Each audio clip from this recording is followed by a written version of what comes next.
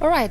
Exactly 4 days to the polls. We are literally at the home stretch of this elections, and there's a lot of conversations out here, particularly when it comes to just trying to ensure that we maintain peace now, during, and even after the election. This is what you're set to interrogate with my guests this morning, who are actually in their own defined research as much as they carry, heavy other titles underneath their names, but just trying to interrogate where we are as a country in terms of preparedness and moving forward. How can we maintain peace in this elections? I'm joined by Professor Kithinji Kinyua to my extreme right, who is a lecturer at Sophia University in Tokyo, Japan, as well as just a lecturer of matters to do with politics and culture in the same university. Right next to him, which is to my immediate right, that is Dr. John Mwangi, who is a senior researcher at GLOCEPS. Gentlemen, karibu sana to the program.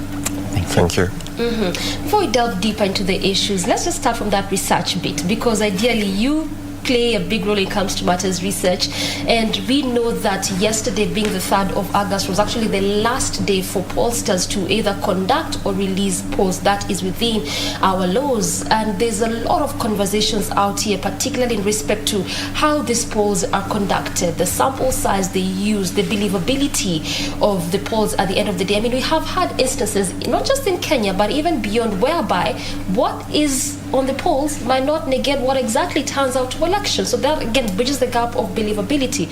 Let me start with you, Daktari. What do you make of this, just given from a research perspective? First of all, thank you, and thanks for that perspective. I think opinion polls, if they're conducted scientifically, in the sense that there's a particular sampling frame that is adopted, a representative sort of sample, because I mean you cannot sample everybody for logistical and other concerns. Yes. But they do give, if they're conducted in the proper scientific way, they do give a sense of what is to be expected. Yes, we might talk about who was polled and how the process was polled, but I believe if the process, you have a clear sampling frame, you have articulated the key issues, and then of course you have thought about the demographics, who are you polling, is it representative, and so on. So it's possible that you can get to a closer approximation of the perspectives or the perceptions of a population at a particular time, but also bearing in mind that different dynamics also change. If you're conducting a poll very close, there might be other dynamics, issues are shifting, and so on. But I would say if the process is conducted, in that proper manner, it's very much possible to come to a closer approximation. Of course, we have to be clear that opinion polls also have a margin of error. Yes, +1, -1. Plus or minus 1. And then also interesting, if you've seen all these polls, there's something around the category that is, it's called the undecided. Yes. So you might be polling 40% or 45%, but there's also a category that has not sort of properly made up their mind. So all those are sort of factors that need to count when we are evaluating these polls. Thank you. Well said. I mean, and you just talked about the undecided, and let me come to you, Prof, because just again looking by what InfoTrack released yesterday, putting the candidates of whichever percentage they have gotten therein, according to that particular poll, we still have undecided of 6%, and according to what they say, that this has the ability to tilt the vote whichever way it might go at the end of the day. But just again, going back to what you're talking about, we have had instances, even just the candidates themselves saying that the polls do not really quite reflect what is there. Some even saying that they are doctored, some saying that they've been paid to actually deliver some of these polls. And we know they are critical because also they shape the decision in which the country is headed, and we also know where we stand, particularly in terms of elections altogether and preparedness. You have come to this country as a researcher as well. What do you make of all of this? First of all, thank you for having me on the show. I'm delighted to be here. I think we should begin from the fact that politicians have the ability to influence, make us believe certain things are true, and those things might not be true. And one of the things we see with the political class is them wanting us to believe that science can also be politicized, which is also true. But I think how to look at opinion polls, first of all, should be that this is a scientific process and we respect science. So even before we talk about whether it's politicized or working for a certain politician or a certain political arrangements, we should be able to convince people that opinion polls is a scientific exercise and we should be able to rely on science to inform our decisions. The reason why we have opinion polls is because, people went out there conducting research. So people who do research like myself, I need to convince people that, research is a credible process. And, research has brought us a lot of solutions. So that's where we should begin from. But also we should go to the second question, which is, so what can politicians do with science? Which is the question about the same dimension of what can politicians do with tribes? What can politicians do with the region? We have seen that in these elections also. What can a politician do with economic status of the people? So I think to me the problem is not the polls themselves, but it's the believability on this, the process. And I want to convince people that you should trust science. I mean, we keep saying you should trust these institutions. You just can't keep doubting at the end of the day. But still, again, on that research bit, before we get to even the peace aspect, but still on that research bit, and I want to bring you on this one, Daktari. We are over 50 million in this country in terms of population. Just the other time, I think it was Mizani, if I'm not wrong, who had a sample size of 2,000. Yesterday, Infotrack on their polls said that they used a sample size of 6,000, just for the better understanding of Kenyans, because again, we also know fully well we cannot use the 53 or the 50 plus million Kenyans that we are. So there's definitely have to be a sample size that has to be used. But what informs this? Again, to just ensure that Kenyans really understand that we need to believe this polls when they come, or we need to trust in these institutions at the end of the day. Well, thanks for that. I want to believe that in the science of opinion polling, again, I'll go back to the question of representativeness. When you have, a population of about, we only here thinking about the number of registered voters ideally, even though the population would be about 52 million or so. By scientific standards, anything above 2,000 is a fair representation of a population like that. And then of course you have to break it down, and I think I've followed some of the debates on opinion polls. So they also break them by demographics, by age, by region. Sometimes they might also push some bit of education. They might also have a bit of issues that are affecting the poll. So I think, and I think there was a commentary I saw a few days back that did not actually also show a very significant difference in terms of results, whether you had 2,000 or 6,000 people polling. The margin of difference was very minimal. But coming back to the perspective you raise, and I'm not too familiar with the scientific process that I think the one that you mentioned, but it's, I would say there's a sense in which we also have to be careful about how we read opinion polls. And I think when they release the opinion polls, they of course would disclose, for instance, the period in which they conducted them, how they conducted them. Was it by a telephone survey, which is acceptable? Was it by a questionnaire? And as with all scientific processes, even though my colleague here is mentioning that, we need to trust science, what is important is the credibility of that process. Of course, besides how different actors might want to frame the issue, because I think we've also seen across the board that people interpret opinion polls on the basis of how they seem to be favoring them. If they're favoring their side, it's a good poll. It's a good poll, but I think here as researchers, as social scientists, I believe we should think about how did you arrive at that decision, but also appreciate that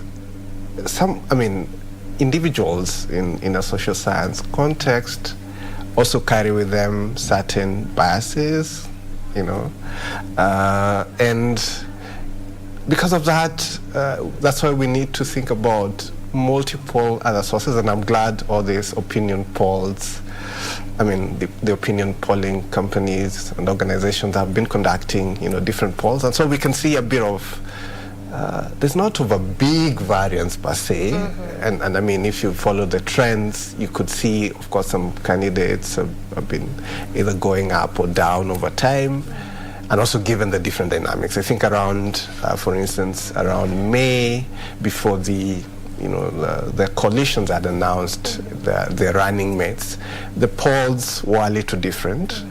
But when the running candidates, the running mates of these coalitions are announced, so again a few dynamics have kept shaping. Yes. Oh, okay. Yeah. So you can agree that various issues tilt the opinions in a different way depending. Yes. Okay.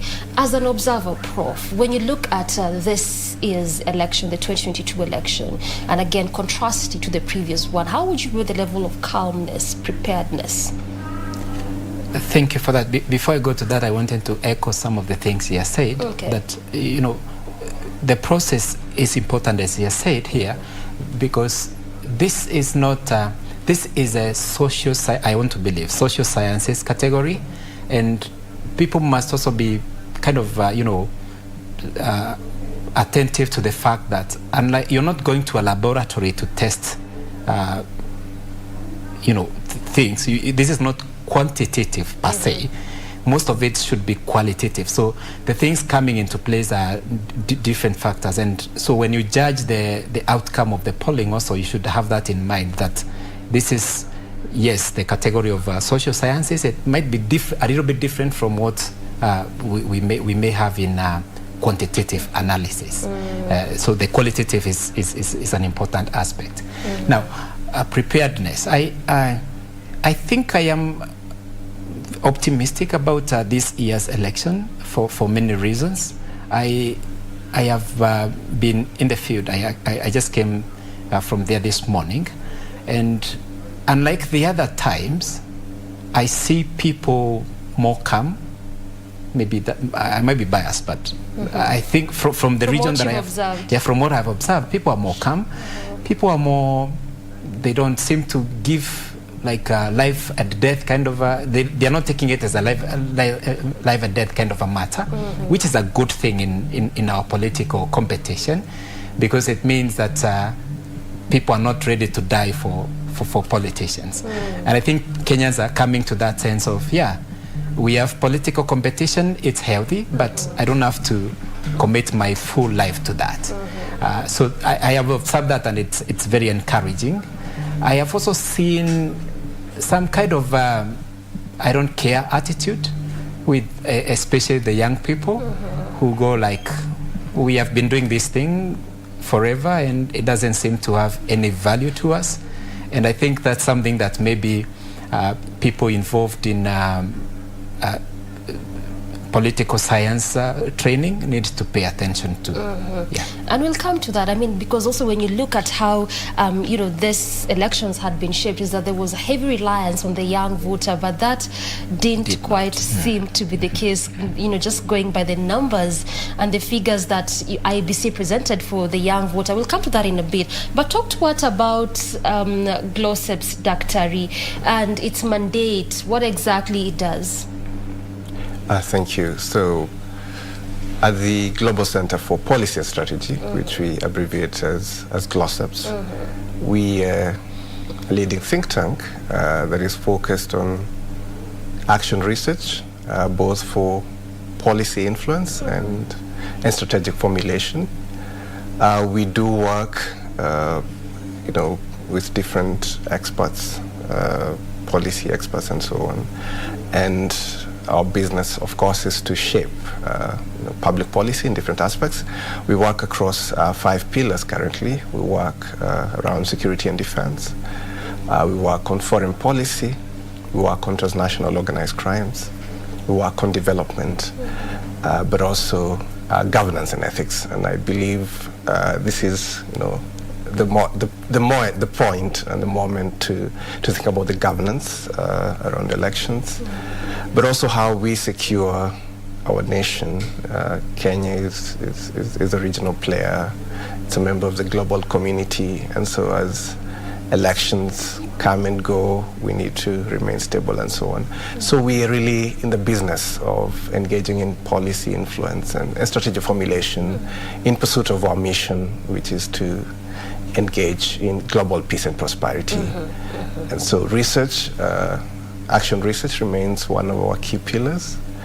And we've done some work around elections, especially thinking around how do we secure elections, how do we take best practices from different contexts, and I'm happy we're having this conversation just a few days to the polls. Yes. Yeah, well said. I mean, just as you're explaining that, you talked about also, as a country being a regional bloc, regional basis, and just the other day we saw the president launching the MV Uhuru 2, the shipyard there in Kisumu, and we know how important that is going to be, particularly in terms of our economy and, transportation of petroleum products, oil, particularly the East African bloc. And so this is why it's important for us to keep ensuring that we keep peace at all costs. It doesn't matter the circumstance, but we keep peace at all costs. Going just by what you're saying, then in aspects of governance, policy, as being a regional base, what has been a general assessment, even as you talk about securing elections, maintaining and keeping peace? What have you come across? What have you observed? Thank you. At GLOCEPS, of course, as we work with different partners, and also, thinking about, the general context of our region, sort of limiting myself to, elections and peace within the region. Yeah. There are certain, conversations we've had, there are certain, analysis and research we've done. One is, as I had alluded earlier, the question of how do we secure this, and we have come to, we recently did a piece of research that looked at how to prevent electoral violence, and we were able to isolate a few things.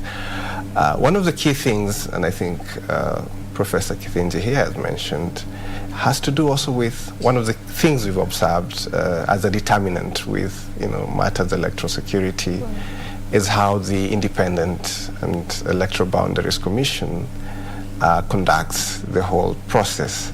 So the conversations we've had, the perception surveys we've done, indicates to us that how the body conducts this process will be very important, bearing in mind, and there have been important conversations around electoral integrity, transparency, accountability, conformity to the rule of law, constitutionality, applying, the electoral processes. Because we have a history. Yes, we do. We have a history where we come from. And so that seems to be an important concern. But also, there's this is from the research. Yes, from the research we've conducted. Okay. So that is an important concern. The other observation we've made through our research is really the place of public peace messaging. Peace is a currency, and of course we can debate around the question of what peace means. But peace is sort of everything we breathe, and we need to be in a state of calm, to be in a state of social cohesion and so on.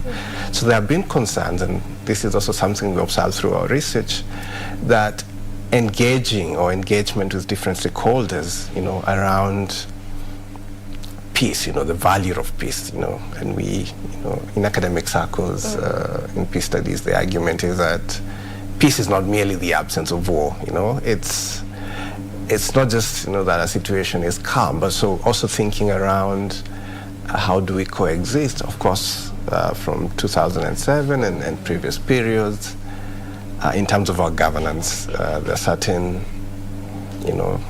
dynamics that come into place and impact on peace. For instance, we've always been talking about structural inequalities.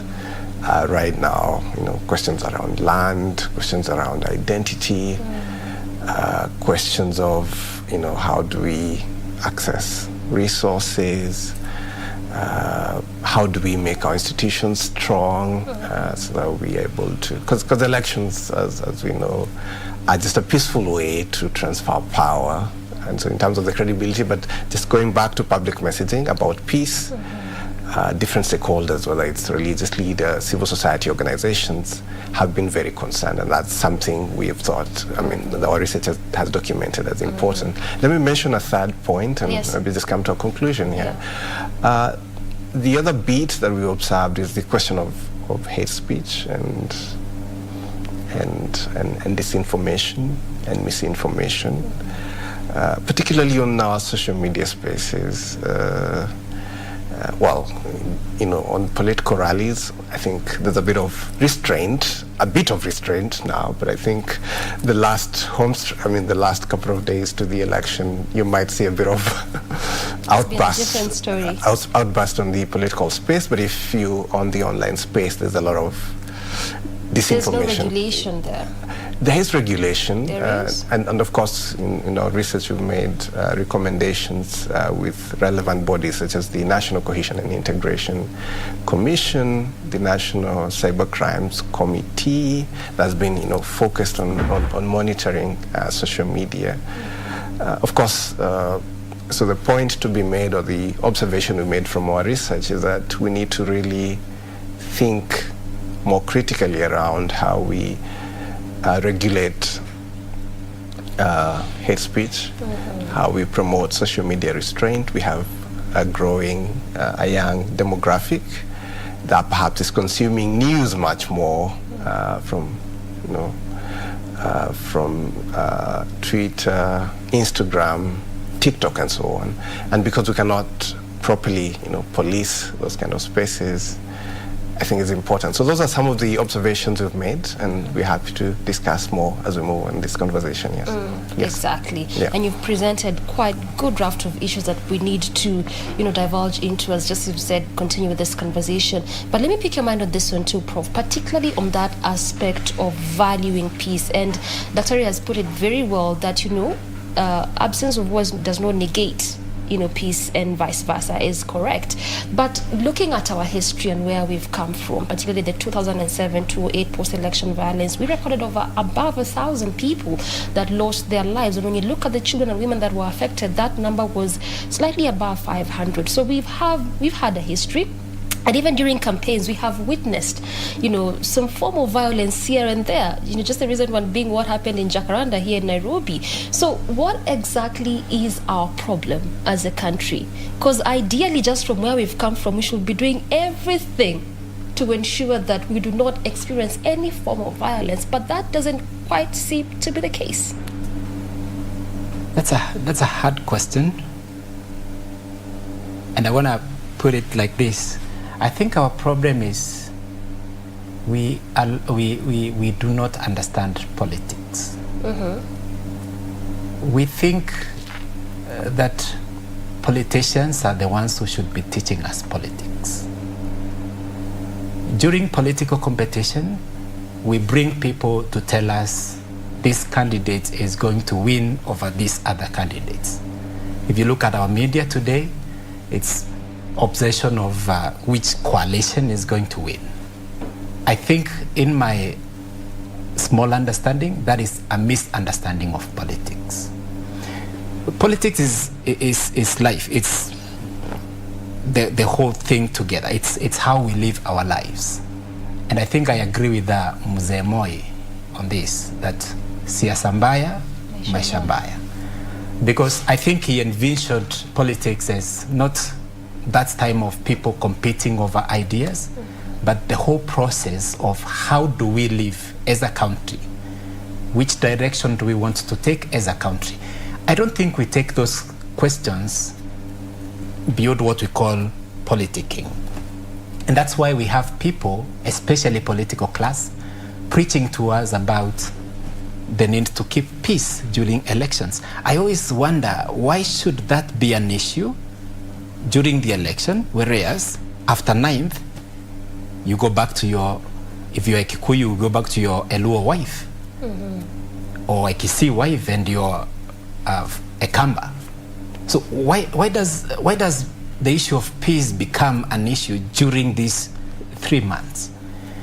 I think the reason is because we have allowed politicians or the political class to take over our politics, which is wrong. And that's what I'm calling a misunderstanding of what political life should be. Politicians do not, in my understanding, they do not understand what politics is. And that's why they focus on this small aspect of competing for votes. Then we focus on, are you in camp A or camp B?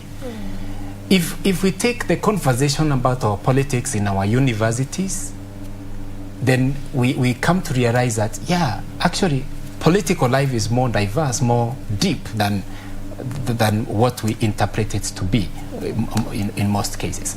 But I also add that our problem beyond misunderstanding of politics is that we do not seem to emphasize on the need to the role that social sciences play in our lives. I think our country is becoming possessed with telling our young people that we have to get skills when we go to school. So when we take people to study in our universities, we are telling them that history is not important. It's not going to give you a job. We are telling them anthropology is not going to help you in any way because, you know, look at these fellas. They graduated with these social sciences, and what do they have? And what you get out of that is a people that do not understand politics. People that need to be reminded to keep peace during the remaining 5 days. And that's where my worry is. Why should you be reminded to keep peace in the following 5 days, and you've been keeping peace for the last 4 years? You've been living with your neighbor. Why should you be reminded that you shouldn't kill your neighbor? If you're being reminded that you shouldn't kill your neighbor, it means that, and you went to school, it meant that your school, your education was not complete. So I know we are talking about, you know, the values of skills and making sure that we graduate students who are able to fit in the job market. But again, to me, that's a misunderstanding of what education should do. Education should be able to prepare a person to go out there and live life in its fullness, which is, you may get a job, and fortunately, and you become prosperous because of that. You might not get a job because things are hard, but you live a wholesome life. You live a life with fulfillment. Understanding how to interpret when a politician says whatever he says. And it means you also don't follow, you know, when politicians just throw out ones there. So the reason why you have politicians throwing ones out there, it's also because this problem begins with our education. You know, we are not looking at, if it's politics as an example, we are not telling our students what exactly is politics. And we are possessed with coalition A as numbers. Coalition B is not going to win. You know, that kind of a conversation, which is a very minor it's a skewed way of thinking. So basically what you're saying is that it still runs down and goes back to basics, something that we miss. And you've given a very good example that if you've been keeping peace in 4 years, so what is the big deal about continuing to do that in the next 2 or 3 days? And talking about that aspect, you had also touched a bit on the hate speech, and you also touched a bit on that Daktari, and looking at also what NCAC had recommended just 5 days ago was to lock down Facebook. We also had that particular story in the dailies today, but the ministry, ICT, said that we are a free state, we cannot be able to do that. But again, you talk also about social media, and there may be regulation, but we cannot quite police what goes into that space. So how does this recommendation sit with you? Much as the ministry contravened it, but how does it sit with you? Would it have been a good form of recommendation, particularly during this time of election where we know that there's a lot of information going out there? Thank you. The question of social media regulation is a tricky question across the board. Definitely, I believe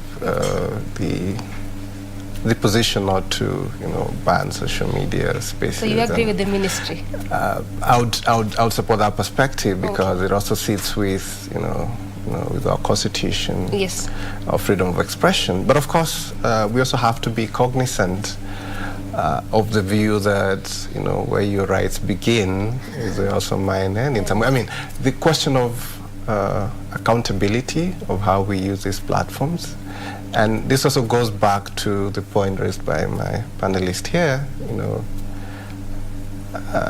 Our social values and skill sets and so on sometimes is just speaking to this question of social media misuse, for lack of a better word. And at GLOCEPS, actually, we've really engaged with this question, thinking about how do you, how do you think around social media, disinformation across, the whole board. And it's not, of course, a Kenyan phenomenon. Mm-hmm. We saw that in the US elections, right? And the challenge a bit also with social media regulation, I think people, of course, need to have liberty, to express themselves. Yeah. The challenge, I believe, comes with regulation. I mean, we are dealing with artificial intelligence. We are dealing with automatic bots, in this space. So these are not humans, but they, of course, behind them are human beings engaging in this. So I think the point is, yes, regulation is important, the law is important, but at GLOCEPS we also think that careful awareness about especially the ills, the side effects of it, right? And some people actually engage in this social media sort of misuse on the basis of misinformation. They're not fully aware that maybe, say, someone is sending you something on a WhatsApp group. Case in point, the video we've been seeing around. Yes. So someone is sending you something, and what do? Quickly, you just send it to your next WhatsApp group, or you post it on your Twitter handle, and that is also what creates. And then also this and my panelist here has mentioned why perhaps we don't need to talk about peace all the time. If we talk about social values and so on, someone will first have restraint, right? And that also explains the fact that, and we've also made similar recommendations that media houses are also very important actors in this space, but also now we have a good number of fact-checking organizations.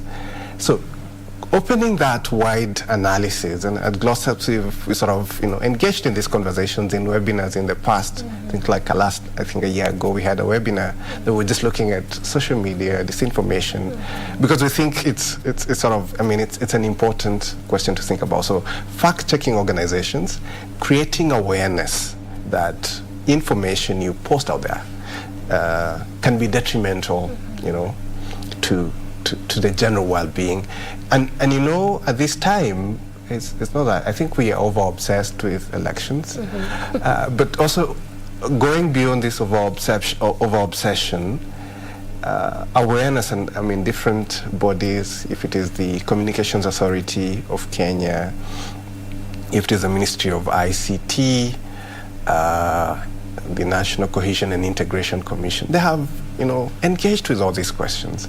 But I think it all comes down to, because there are things really you cannot police. Yeah. Public awareness. Let's have conversations around disinformation, the deliberate, of course, the deliberate manipulation of information. Regulation is important, but let's create awareness so that, if you see a video, don't be quick to post it. Try and first verify it.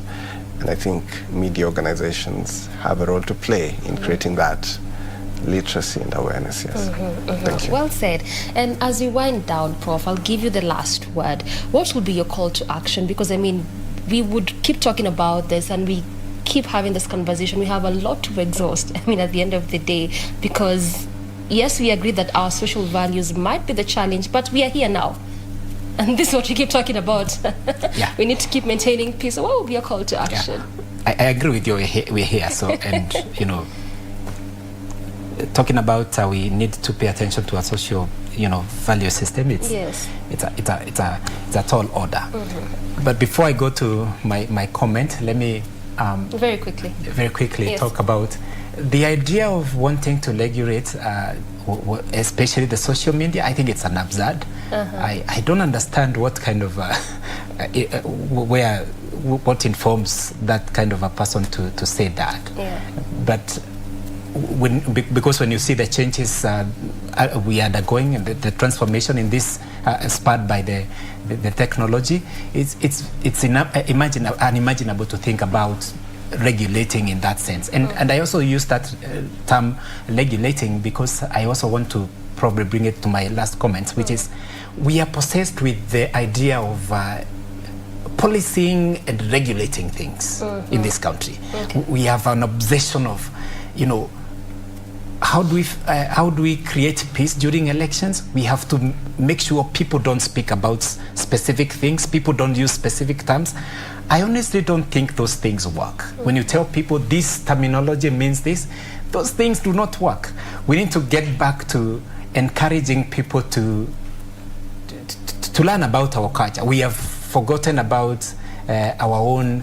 Sorry, I'm going back to the same value system because I do feel like we have stopped emphasizing on what do we value as a country, as a people, who are we as a people. And then we come to the conversation about our politics using that kind of a lens. I hear you. I wish you had more time because even from what you've said, you've already opened up a different conversation that due to the constraint of time, we can't divulge into that. But nonetheless, I mean, thank you so much for coming. It has been quite insightful, just understanding also from your perspective what we need to do, at least to ensure that we maintain this. We need each other at the end of the day. Maybe I should have ended by telling people, get out and vote on Tuesday. There's nothing like these are two evils. No, you have a choice to make. All right. Choose one. I hear you. And that has been Professor Kithinji Kinyua, lecturer at Sophia University, Tokyo. In Tokyo, Japan, lecturer of politics and culture. Right next to him is Dr. John Mwangi, who is a senior researcher at GLOCEPS, and obviously focus on peaceful election has formed the center of our conversation. Thank you so much for watching. Good place to end. Good morning, Kenya. Till next week. Have a beautiful morning.